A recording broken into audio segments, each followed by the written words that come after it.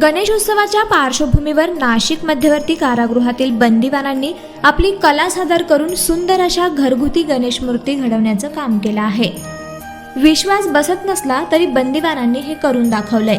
कारागृहातील बंदिवानांनी शाडूच्या मातीच्या कुशलतेने सुबक आणि सुंदर घरगुती गणेश मूर्ती तयार केल्या आहेत।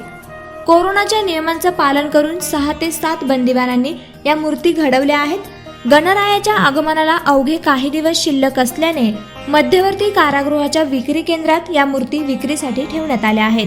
नाशिक रोड मध्यवर्ती कारागृह येथे आज कारागृहातील बंद्यांनी केलेल्या गणपती मूर्तीचे उद्घाटन माननीय श्री दीपकजी पांडे सर यांच्या हस्ते होत आहे। नाशिक येथे गेल्या 3 ते 4 वर्षापासून गणपतीच्या मूर्तीचे काम सुरू आहे।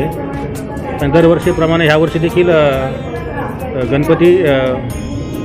गणपती बनवून त्याचं उद्घाटन होत असतं आणि या गणपतीला नाशिककरांचा प्रचंड प्रतिसाद असतो। या विक्री केंद्राचं उद्घाटन पोलीस आयुक्त दीपक पांडे, मध्यवर्ती कारागृहाचे महानिरीक्षक देसाई यांच्या हस्ते करण्यात आलं। बहुधा या गुन्हेगारांकडून होणारा गुन्हा त्यांच्याकडून नकळतपणे घडला जातो।